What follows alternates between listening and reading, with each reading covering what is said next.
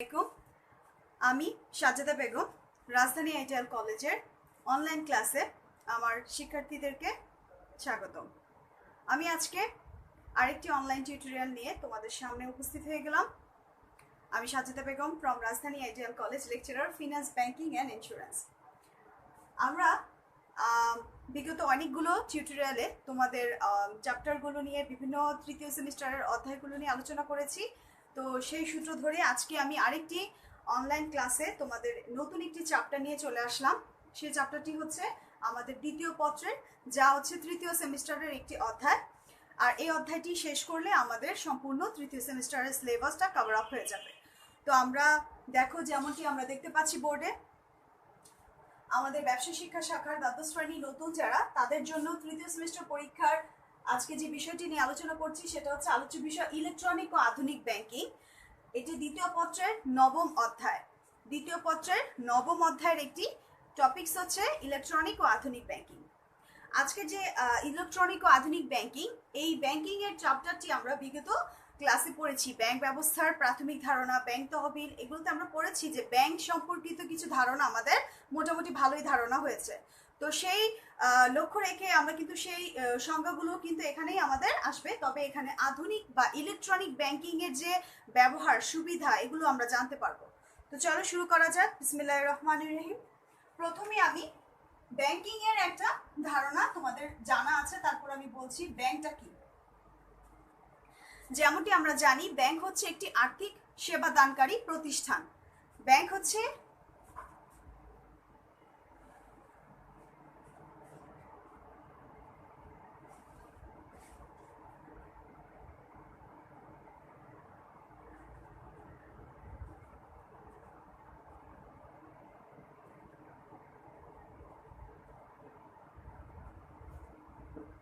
Bank হচ্ছে আর্থিক সেবা দানকারী একটি ব্যবসায়ী প্রতিষ্ঠান, মধ্যস্থকারী ব্যবসায়ী প্রতিষ্ঠান হিসেবে কাজ করে, যার মূল উদ্দেশ্যই হচ্ছে বিভিন্ন ধরনের আমানত সংগ্রহ, ঋণ দান ও বিভিন্ন ধরনের ব্যাংকিং সেবা সুবিধা প্রদান করা।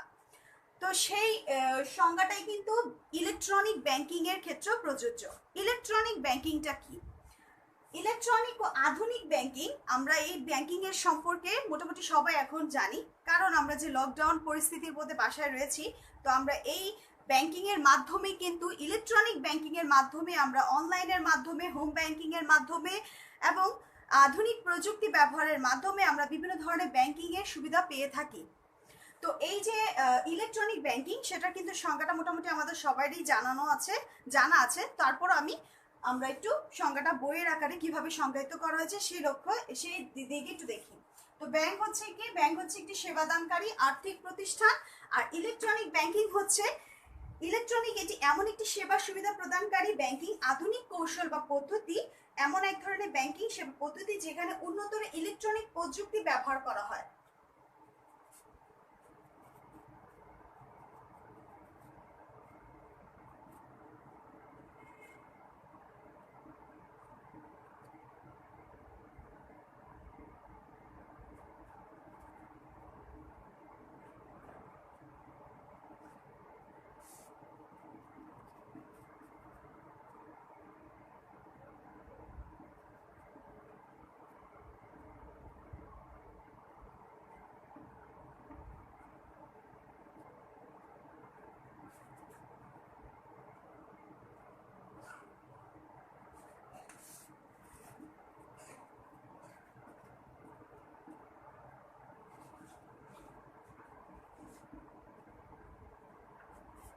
এটি একটি ইলেকট্রনিক ব্যাংকিং এর আধুনিকতম পদ্ধতি, যার মাধ্যমে উন্নত ইলেকট্রনিক প্রযুক্তি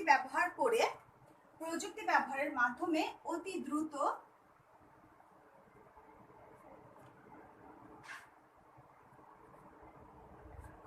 দ্রুত যেটা আমাদের আগে যে আমরা ব্যাংকিংটা করেছি, সেই ব্যাংকিং এর থেকে কিন্তু ইলেকট্রনিক ব্যাংকিংটা অতি দ্রুত, নির্ভুল এবং খুব সহজে আমরা বিভিন্ন ধরনের ব্যাপক বিস্তৃত সেবা প্রদান করে থাকি।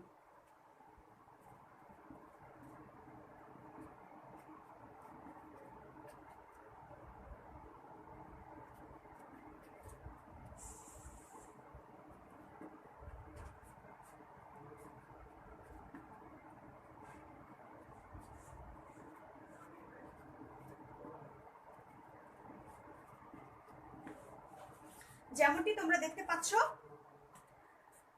ইলেকট্রনিক ব্যাংকিং বলতে আধুনিক ব্যাংকিং পদ্ধতি যেখানে উন্নতর প্রযুক্তি ব্যবহারের মাধ্যমে অতি দ্রুত, নির্ভুল এবং সহজে ব্যাপক বিস্তৃত আকারে সেবা প্রদান করা সম্ভব বা সেবা প্রদান করা হয়ে থাকে। এটি এমন একটি প্রযুক্তির মাধ্যমে ব্যাংকিংটা করা হয় যার মাধ্যমে অতি দ্রুত, যেমন আমরা গতানুগতিক, কায়িক শ্রম নির্ভর এবং যে আমরা অনেক আস্তে বন্ধুর পদ্ধতিগুলো ছিল, সেই ব্যাংকিং পদ্ধতি থেকে অবসান ঘটিয়েছে ইলেকট্রনিক ব্যাংকিং পদ্ধতি বা এর বিভিন্ন সেবাগুলো। যেমনটি আমরা জানলাম যে ইলেকট্রনিক ব্যাংকিং বলতে কি আধুনিক ব্যাংকিং পদ্ধতি যেখানে উন্নতর প্রযুক্তি ব্যবহারের মাধ্যমে অতি দ্রুত, খুবই দ্রুত এবং নির্ভুল, সহজে ব্যাপক বিস্তৃত সেবা প্রদান করা যায়। আমরা নিমিষেই অর্থ এক দেশ থেকে অন্য দেশে, এক অ্যাকাউন্ট থেকে অন্য অ্যাকাউন্টে এবং এক জায়গা থেকে অন্য জায়গায় স্থানান্তর করতে পারি। খুব সহজে আমরা সময় স্বল্পতা বা সময়কে আমরা বাঁচিয়ে আমরা খুব দ্রুত বাসায় বসে অথবা আমরা অনলাইনের মাধ্যমে যে কোনো ধরনের অর্থ জমা, অর্থ নগদ উত্তোলন, যে কোনো ধরনের সেবা সুবিধা পেয়ে থাকি এই আধুনিক বা ইলেকট্রনিক ব্যাংকিং এর মাধ্যমে। আমরা ঘরে বসে বিভিন্ন ধরনের ইউটিলিটি বিল বা যে কোনো ধরনের উন্নতর প্রযুক্তি ব্যবহার করে আমরা যে কোনো ধরনের ইলেকট্রনিক ব্যাংকিং এর সেবা সুবিধা পেয়ে থাকি। এর অনেক উদাহরণ রয়েছে। তো এই সংজ্ঞাটা আমরা আজকে দেখতে পারলাম যে ইলেকট্রনিক ব্যাংকিং কি। ইলেকট্রনিক ব্যাংকিং হচ্ছে আধুনিক ব্যাংকিং, যে ব্যাংকিং এর মাধ্যমে উন্নতর প্রযুক্তি ব্যবহার করে অতি দ্রুত, নির্ভুল ভাবে আমরা খুব সহজে যে ব্যাংকিং সেবাটা পেয়ে থাকি। তো এটা কি হতে পারে, এ ধরনের ব্যাংকিং পদ্ধতি আসার ফলে যে পুরাতন কায়িক শ্রম নির্ভর সনাতন ব্যাংকিং পদ্ধতি সেটা কিন্তু অনেকটা কমে গিয়েছে, সেটার অবসাদ ঘটেছে। তার মানে এটা আমাদের এখন বর্তমানে এই ব্যাংকিং পদ্ধতিটাই বর্তমানে সর্বত্র, সব জায়গায়, সব বিশ্বের সব দেশে প্রচলিত। তো এইটার একটি সংজ্ঞা সুন্দরভাবে দেওয়া আছে যেটা একজন ব্যাংকিং বিশারদ এইচ রিপস বলেছে, সেই সংজ্ঞাটা আমরা একটু লিখব।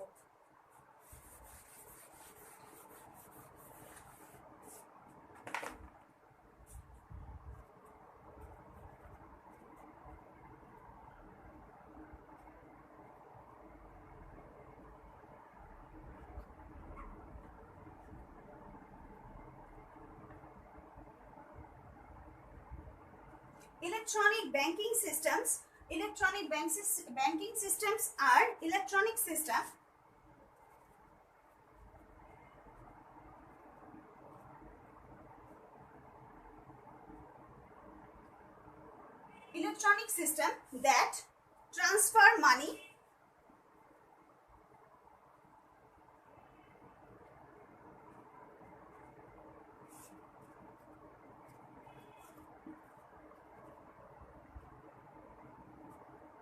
that transfer money and record data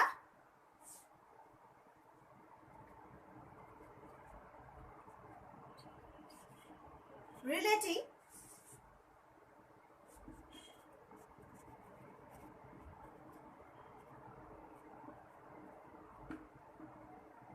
এটি একটি মনীষীর সংজ্ঞা। Electronic banking systems are electronic systems that transfer money and record data relating to those transfer. অর্থাৎ ইলেকট্রনিক ব্যাংকিং হলো এমন এক ধরনের ইলেকট্রনিক পন্থা যার মাধ্যমে অর্থ স্থানান্তর করা হয় এবং এরূপ স্থানান্তরণ সংক্রান্ত তথ্যাবলী পদ্ধতিতে লিখে রাখা হয়। অর্থাৎ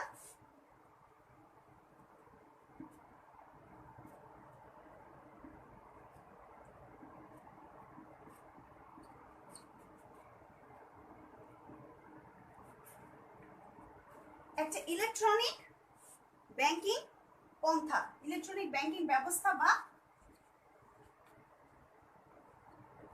এই ইলেকট্রনিক ব্যাংকিং পন্থা বা ব্যবস্থা যার মাধ্যমে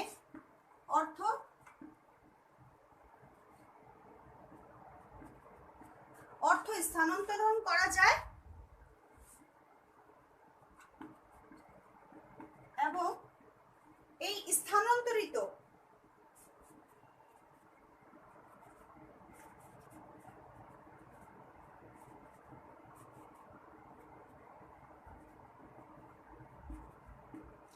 স্থানান্তর সংক্রান্ত তথ্যাবলী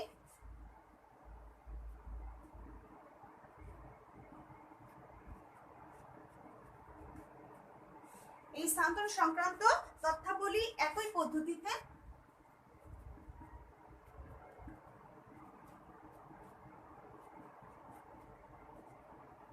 লিখে রাখা হয়। এটা বলেছে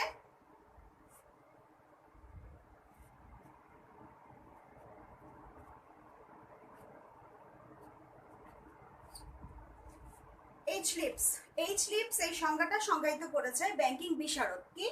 electronic banking systems are electronic system that transfer money and record data relating to those transfer. অর্থাৎ ইলেকট্রনিক এমন একটি পন্থা, ইলেকট্রনিক ব্যাংকিং হচ্ছে ইলেকট্রনিক ব্যবস্থা বা একটা পন্থা যার মাধ্যমে অর্থ স্থানান্তর করা হয় এবং এই স্থানান্তর সংক্রান্ত সকল তথ্যাবলী যে এই পদ্ধতিতে করা হচ্ছে সেটা লিখে রাখা হয়, রেকর্ড করা হয়।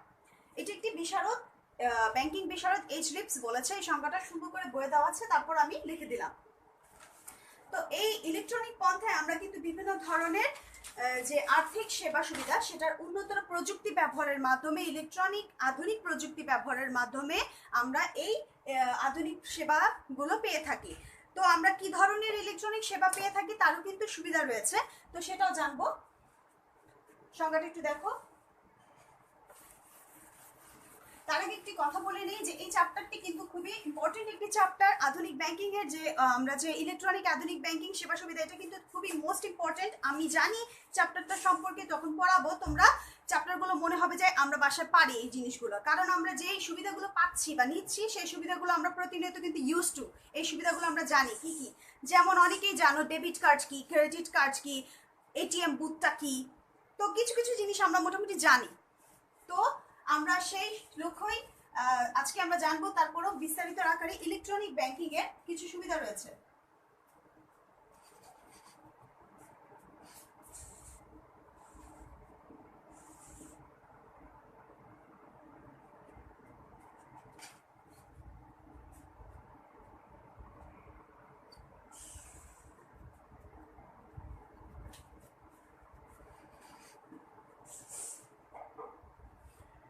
যেমনটি আমরা জানলাম ইলেকট্রনিক ব্যাংকিং এর বিভিন্ন ধরনের সেবা সুবিধা প্রদান করে থাকে। কি ধরনের সেবা সুবিধা প্রদান করে থাকে তার একটি হচ্ছে আমি আজকে লিখবো। এখন দেখো 1 নাম্বার, ওয়ান স্টপ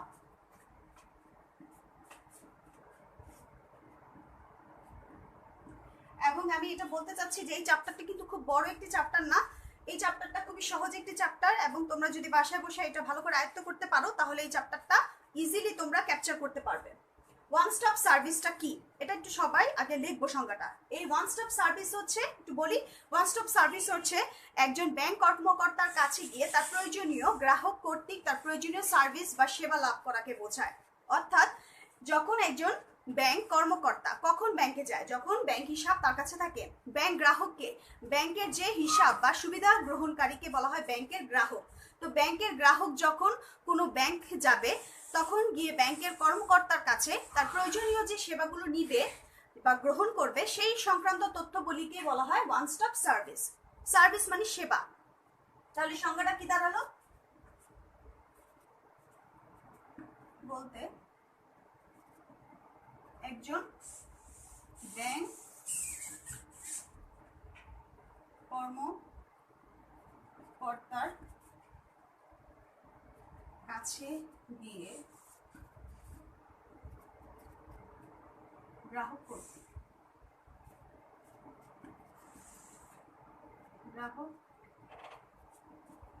কর্তৃক তার প্রয়োজনীয় সেবা বা সার্ভিস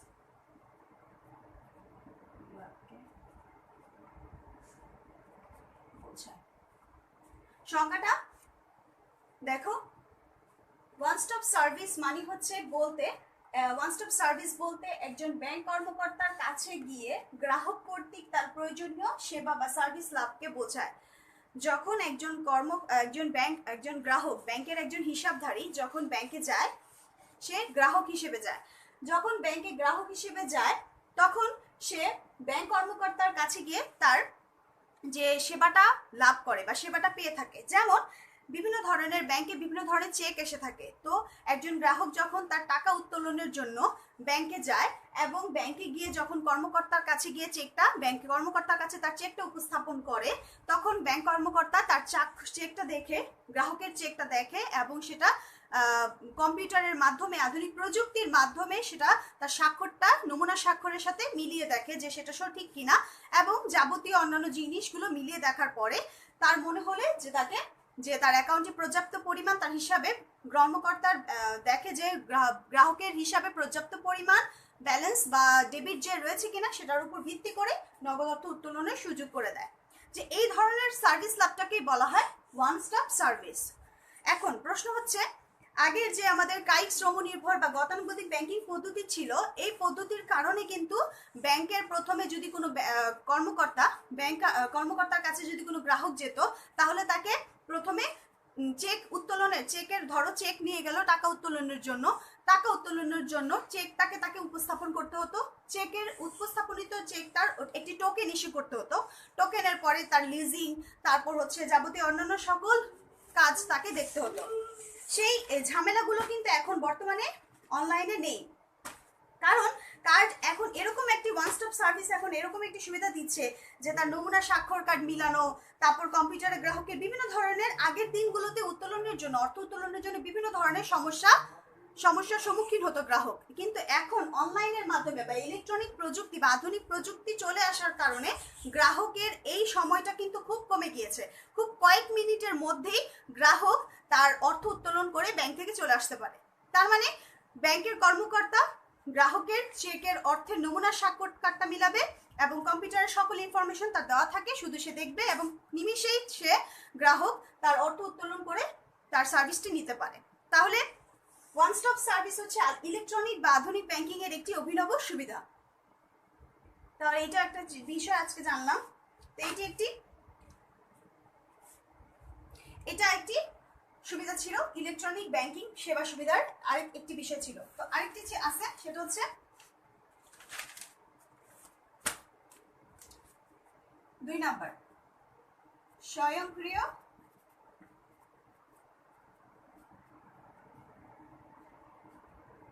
নিকাশ, স্বয়ংক্রিয় গণনা যন্ত্র,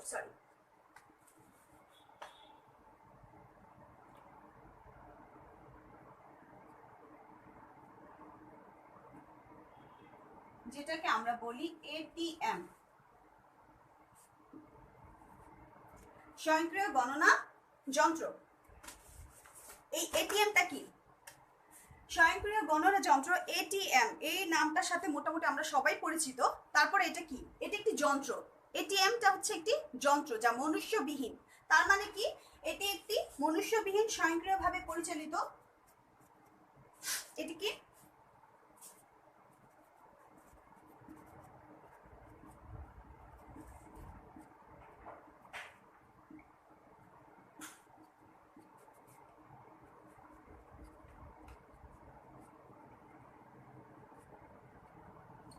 মনুষ্যবিহীন স্বয়ংক্রিয়ভাবে পরিচালিত ও হিসাব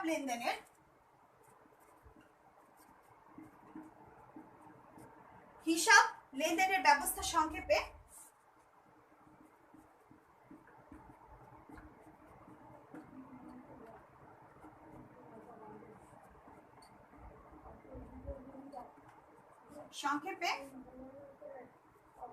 এটিএম বা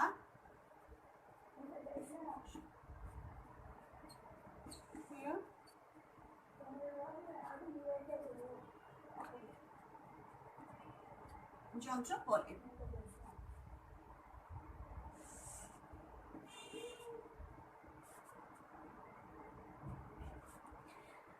মনুষ্যবিহীন স্বয়ংক্রিয়ভাবে পরিচালিত ও হিসাব লেনদেনের ব্যবস্থাকে সংক্ষেপে এটিএম বা স্বয়ংক্রিয় গণনা যন্ত্র বলে। এটিএম তার অ্যাব্রিভিয়েশনটা হচ্ছে অটোমেটেড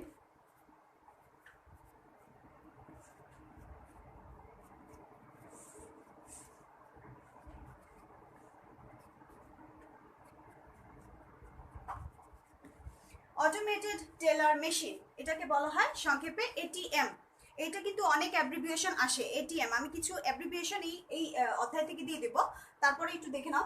স্বয়ংক্রিয় নিকাশ ঘর বা স্বয়ংক্রিয় গণনা যন্ত্র, অটোমেটেড টেলার মেশিনটা কি? অটোমেটেড টেলার মেশিন, সংক্ষেপে মনুষ্যবিহীন স্বয়ংক্রিয়ভাবে পরিচালিত এবং এই সকল হিসাব লেনদেন সংক্রান্ত যে সংক্ষেপে ব্যবস্থাটা বলা হয় সেটাকে বলা হয় এটিএম। এটি একটি যন্ত্র যে ব্যবস্থার মাধ্যমে, এই যন্ত্রের মাধ্যমে গ্রাহকের হিসাবে অর্থ জমাদান, অর্থ উত্তোলন এবং গ্রাহক তার উত্তোলনকৃত অর্থ অথবা হিসাব থেকে অন্য হিসাবে অর্থ স্থানান্তর করতে পারে এবং বিভিন্ন ধরনের অর্থ পরিশোধ করতে পারে ইত্যাদি কাজে এটিএম বা এই গণনা যন্ত্র মেশিনটি ব্যবহার করা হয়। এটি বিভিন্ন স্থাপনা, বিভিন্ন জায়গায় ব্যাংক বা আর্থিক প্রতিষ্ঠানগুলি স্থাপন করে।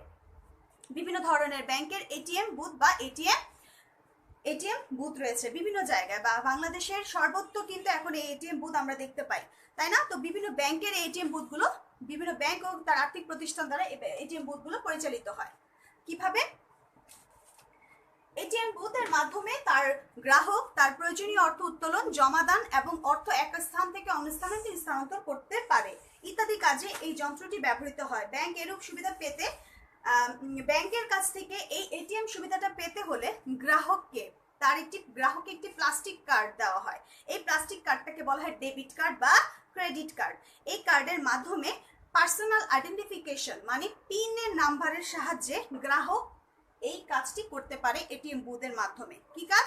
অর্থ উত্তোলন, জমাদান অথবা এক স্থান থেকে এক অ্যাকাউন্ট থেকে আরেক অ্যাকাউন্টে টাকা বা অর্থ স্থানান্তর করতে পারে। তাহলে এই এটিএমটার সাথে কিন্তু আরেকটি বিষয় জড়িত, সেটা কি? পিআইএন। পিনটা কি? Personal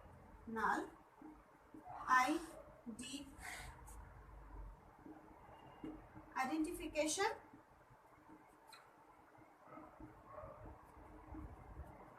number. পিন, এই পিন নাম্বারটা কখন দেওয়া হয়? যখন কোনো গ্রাহক তার অর্থ উত্তোলন করতে এটিএম বুথে যায় এবং তার কাছে একটি প্লাস্টিক সম্বলিত কার্ড, যেটা বললাম ডেবিট কার্ড বা ক্রেডিট কার্ড, এই কার্ড দুটি যদি থাকে তাহলে তার এই পিন নাম্বারটা অবশ্যই থাকতে হবে। এই পিন নাম্বারটা হচ্ছে পার্সোনাল আইডেন্টিফিকেশন নাম্বার, যে ওই ব্যক্তিটা, ওই গ্রাহকটা হচ্ছে ওই অ্যাকাউন্টের মালিক বা ওই যাবতীয় সকল তথ্য তার হিসাবে রয়েছে। মনুষ্যবিহীন স্বয়ংক্রিয়ভাবে পরিচালিত হিসাব লেনদেনের সংক্ষেপে এই ব্যবস্থাটাকে বলা হয় স্বয়ংক্রিয় গণনা যন্ত্র। এটি সংক্ষেপে একটু সংখ্যাটা দেখো। এগুলো তোমাদের সুবিধা, ইলেকট্রনিক ব্যাংকিং এর সেবা বা সুবিধার আরেকটি হচ্ছে এটিএম। আমি মুছে ফেললাম।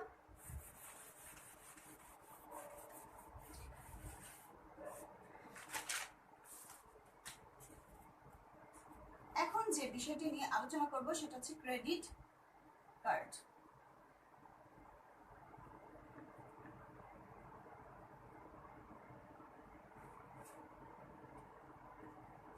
ক্রেডিট কার্ড, আমরা মোটামুটি এই কার্ড সম্পর্কে কিন্তু সবাই মোটামুটি জানি যে বিভিন্ন ধরনের কার্ড হয়, ভিসা কার্ড, মাস্টার কার্ড, বেনিক কার্ড।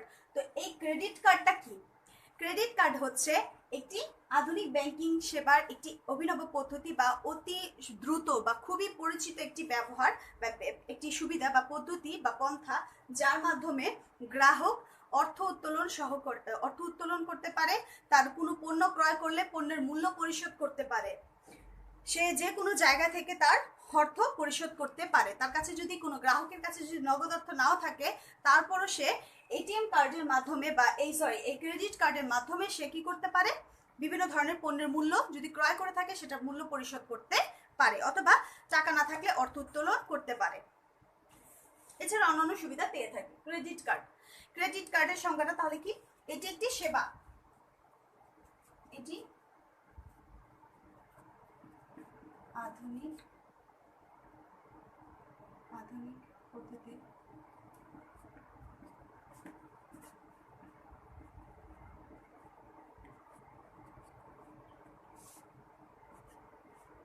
আধুনিক পদ্ধতির ইলেকট্রনিক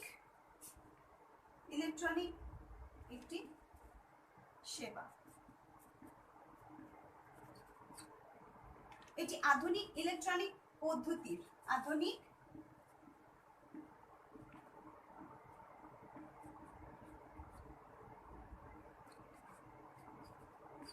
একটি সেবা, এটি আধুনিক ইলেকট্রনিক পদ্ধতির একটি সেবা, যেটা অতি পরিচিত, যেটা খুবই বহুল ব্যবহৃত। এই সেবার মাধ্যমে এরূপ কার্ডের বা এই কার্ডের মাধ্যমে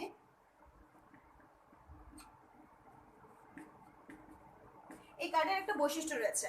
ক্রেডিট কার্ডটা কি, এটা একটি বৈশিষ্ট্যটা আমরা আজকে জানবো। কি, এরূপ কার্ডের মাধ্যমে গ্রাহকের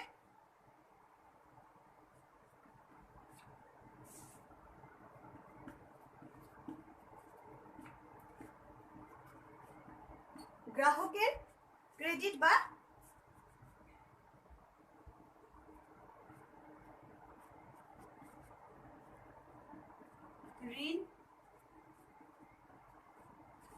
ঋণ সুবিধা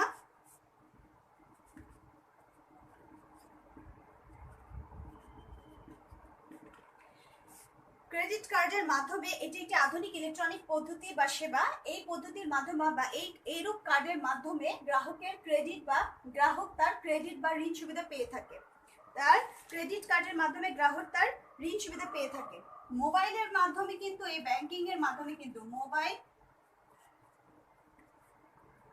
ব্যাংকিং এর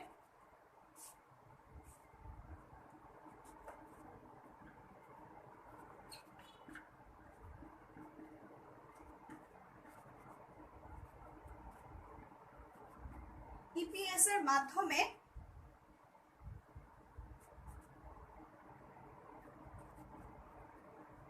এই কার্ড ব্যবহার করে গ্রাহক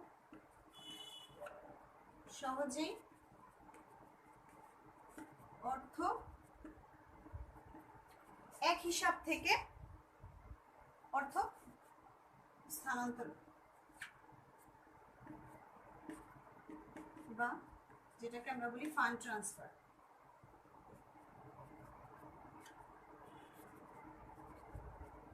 করতে পারে।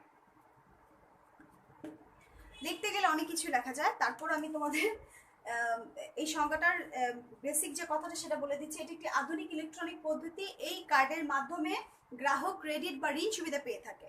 এটা একটি বড় বিষয়। গ্রাহক কিন্তু ক্রেডিট কার্ডের মাধ্যমে ঋণ সুবিধা পেয়ে থাকে।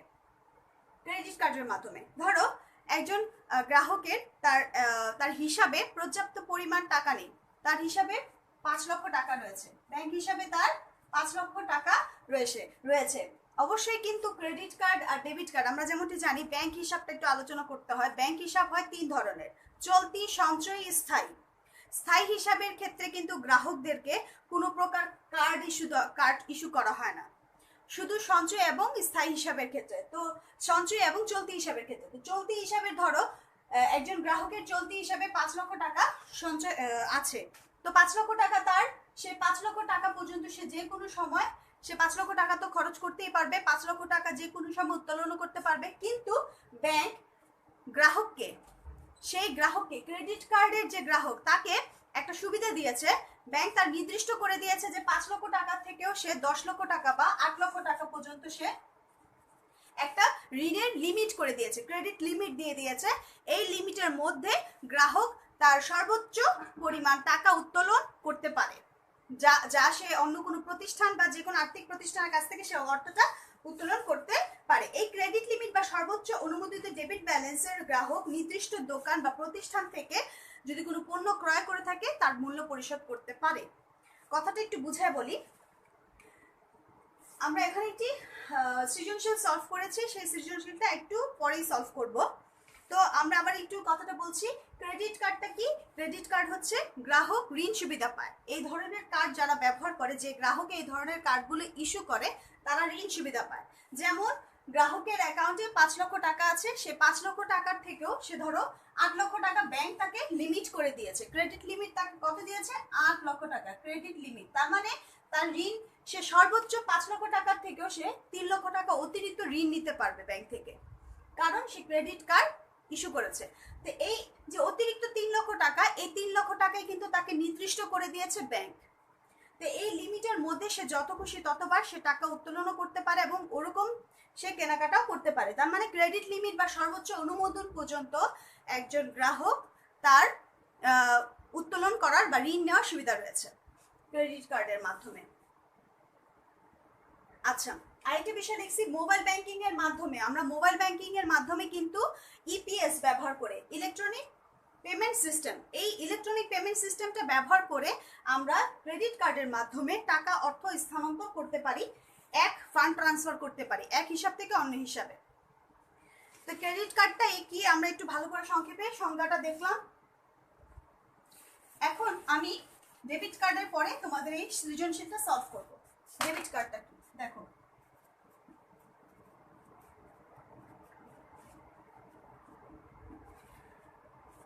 ক্রেডিট কার্ড আর ডেবিট কার্ডের মধ্যে শুধু বেসিক একটি পার্থক্য রয়েছে, সেটা এখনই জানতে পারবো। তহবিল থেকে অর্থ ডেবিট কার্ডের মাধ্যমে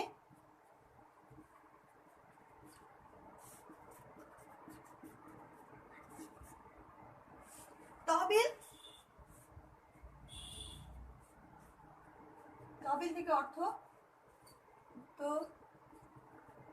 অর্থ উত্তোলন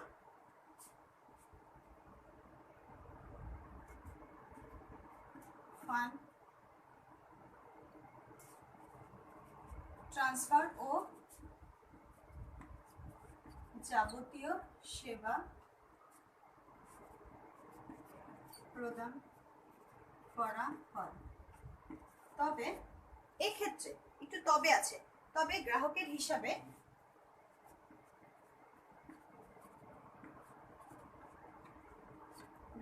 হিসাবে আমি বাংলাতে ইংলিশে বেঁধে দিচ্ছি, ডেবিট ব্যালেন্স, ডেবিট জের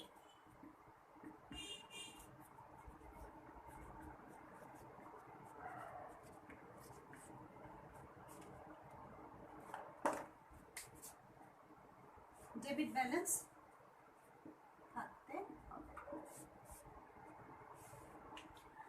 তহবিলের মাধ্যমে, এই কার্ডের মাধ্যমে ব্যাংকের হিসাব থেকে গ্রাহকের যে হিসাব, সেই হিসাব থেকে সে অর্থ উত্তোলন, ফান্ড ট্রান্সফার মানে অর্থ স্থানান্তরণ এবং অন্যান্য যাবতীয় সেবা সুবিধা সে গ্রহণ করতে পারে। তবে এক্ষেত্রে গ্রাহকের হিসাবে ডেবিট জের মানে কি, ডেবিট জের মানে ডেবিট ব্যালেন্স থাকতে হবে। তার মানে গ্রাহকের ওই পরিমাণ টাকাই ব্যাংকে থাকতে হবে। তার মানে একজন গ্রাহকের যদি 5 লক্ষ টাকা ব্যাংক হিসাবে থাকে, তাহলে সে 5 লক্ষ টাকা পর্যন্তই সে কি করতে পারবে, এই সকল সেবা সুবিধা পেতে পারে। অথবা সে পণ্য কিনলো, পণ্য ক্রয় মূল্য পরিশোধ করলো।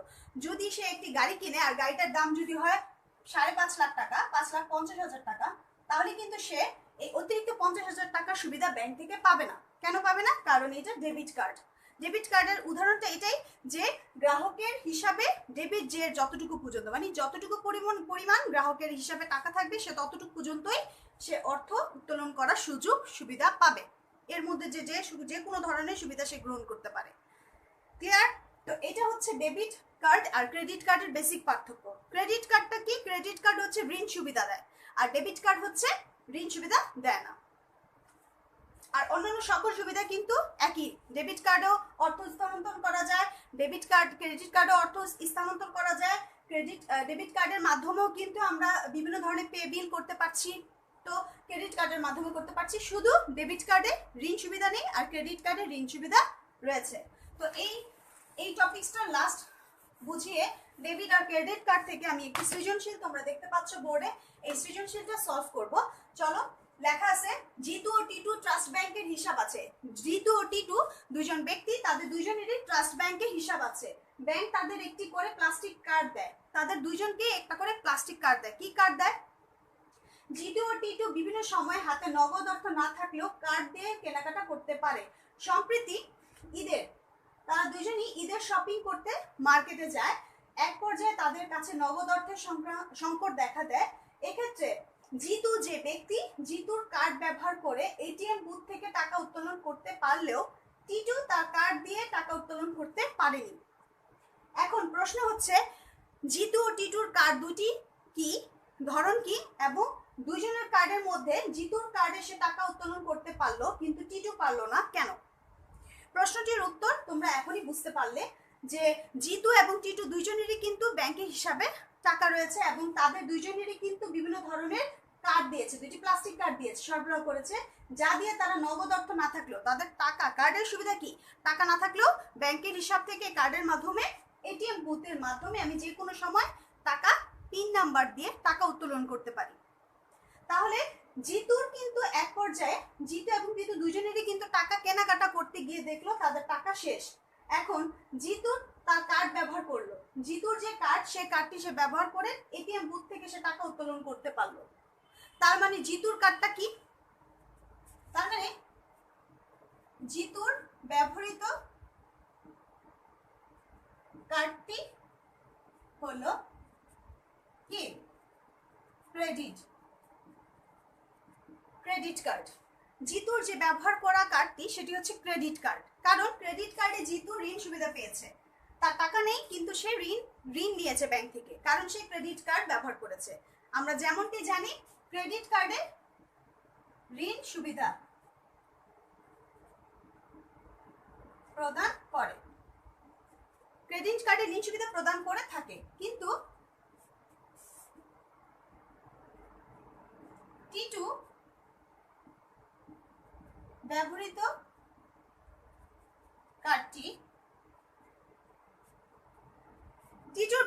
কার্ডটিতে কোনো ঋণ সুবিধা দেয় না, কারণ টিটু কার্ড দিয়ে টাকা উত্তোলন করতে পারেনি। তার মানে টিটুর কার্ডটিতে ঋণ সুবিধা নেই। তার মানে সেটি কোন ধরনের কার্ড? সেটি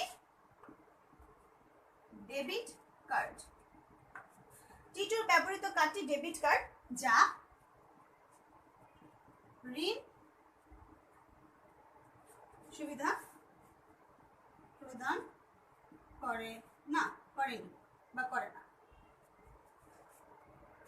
তো আজকে আমরা একটা বিষয় ভালো করে জানতে পারলাম এবং সৃজনশীলও সলভ করলাম।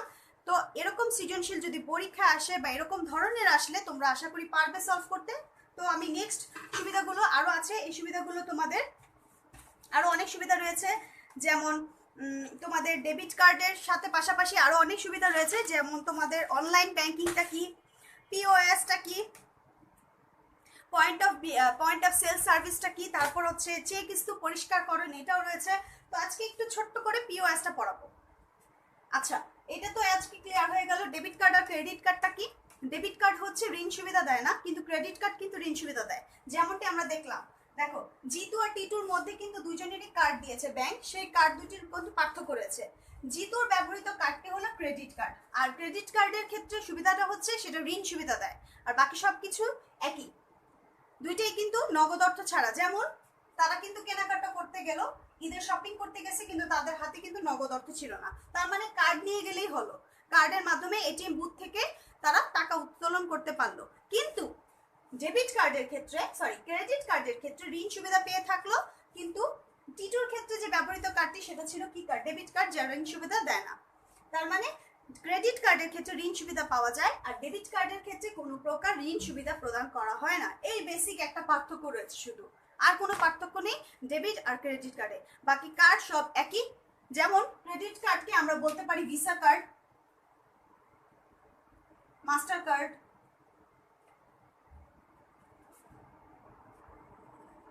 কার্ড, বেনিক কার্ড ইত্যাদি। এগুলো হচ্ছে ক্রেডিট কার্ডের উদাহরণ। তোমরা মোটামুটি এই কার্ড সম্পর্কে ভালো আইডিয়া আছে, কারণ আমরা মোটামুটি এখন টাকার তুলনায় কার্ডই বেশি রাখি। আচ্ছা, তো ইলেকট্রনিক ব্যাংকিং এর এই 3-4 হচ্ছে আরো 4টি সুবিধা। তো আজকে লাস্ট একটা টপিকস আলোচনা করব, সেটা হচ্ছে পিওএস।